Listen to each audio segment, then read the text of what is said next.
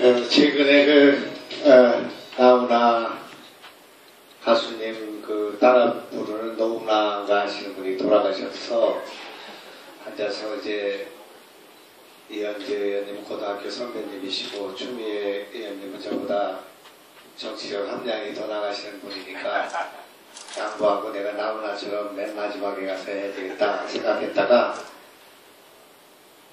추미애 의원님이 또 이현재 의원님 말씀하시고 난 뒤에 나가는 것이 추풍낙엽이구나 하는 생각. 추풍 불고 난 뒤에 낙엽 떨어지는 기분으로 나왔습니다.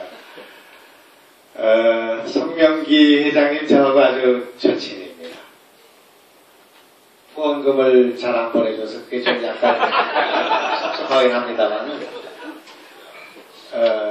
절친인데 초짜 단체장이 아니라 혁신단체장처럼 하고 있구나 하는 그런 생각을 제가 갖는데 회원 여러분도 아마 그런 생각인가 아닌가 한번 물어보고 싶습니다. 같은 생각이면 박수 한번 쳐주세요. 조금 걱정되는 것은 대통령 모시고 인도 따라가고 베트남 가고 유럽 가고 이렇게 하다가 회사가 망한 그런 대표들이 굉장히 많습니다. 그래서 오늘 제가 성명기 회장님을 포함한 기업인들 여러분께 조금 고언의 말씀을 좀 드려볼까 생각합니다. 1977년부터 79년까지 감옥에 있었습니다. 저는 감옥에 있었는데 유신의 감옥에 있었는데 서울구치소 소년수 방에 들어갔더니 누가 이 수정으로 그때 이제 사형수들은 수정을 자고 있었기 때문에 수정으로 벽에다 글을 써놨습니다. 하늘은 큰 일을 맡기려는 자에게 뼈를 깎는 아픔과 큰 고통을 주나니 그렇게 시작되는 내용이었습니다. 결국은 사람은 고난에 살고 안일에 죽는다. 그런 기절이었습니다. 나중에 보니까 그것이 맹자에 나오는 기절이었습니다만 참 위로가 됐습니다. 성경의 시편에 보면 고난이 유익이다 하는 말이 나오는데 이게 뭐 뜻이 무슨 뜻인가 하는 생각을 많이 하게 됐습니다. 우리 경제를 생각할 때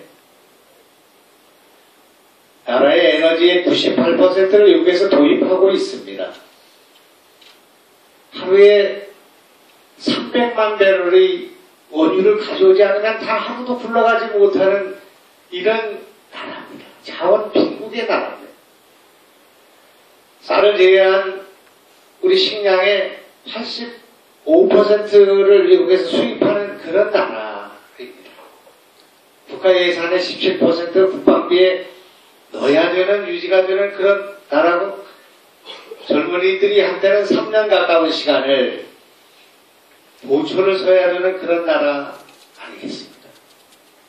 이런 나라가 어떻게 이렇게 부강한 나라가 됐나? 어떻게 이런 제조업 수출 강국이 됐나? 이렇게 생각을 해보면 아무것도 없는 처지기 때문에 이 결핍이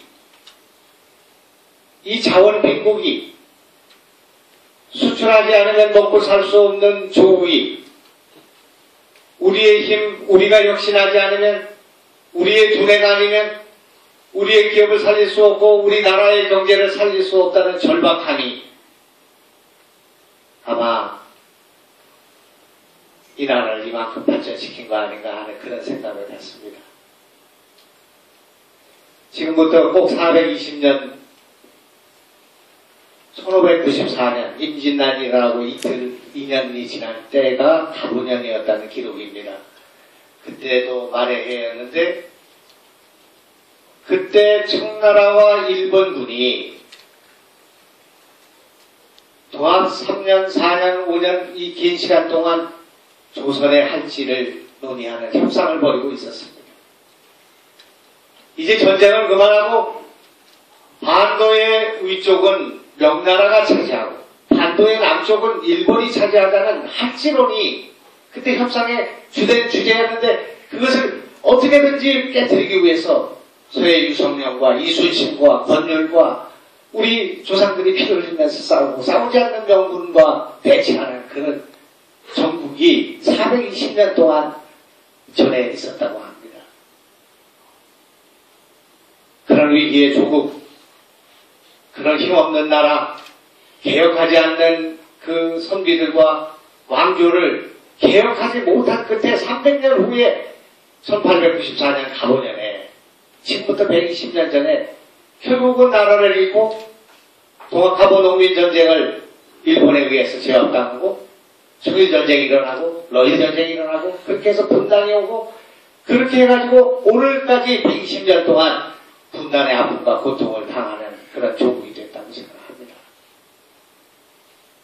그렇게 해서 지금 분단의 오늘에 와 있습니다. 대통령께서 기자회견을 하면서 통일이 대박이다.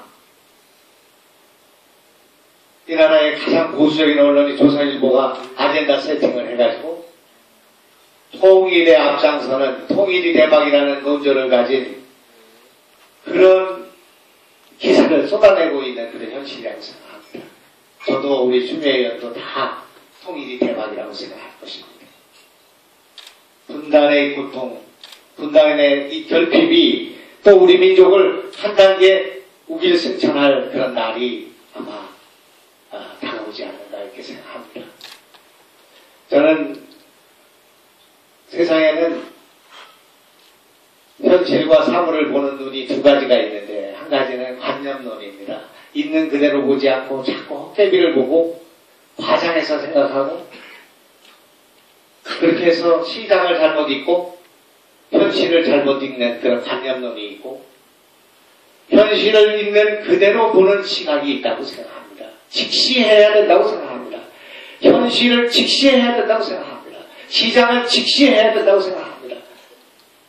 이노비즈 협회가 잘 되는 것이 중요한 것이 아니라 이노비즈 기업이 잘 되는 일이 중요하다고 생각합니다. 아직 어둠의 터널을 빠져나오지 못했다고 생각합니다. 어둠이 있기 때문에 여러분 기업이 희망이 있다고 생각합니다. 이걸 직시해야 된다고 생각합니다.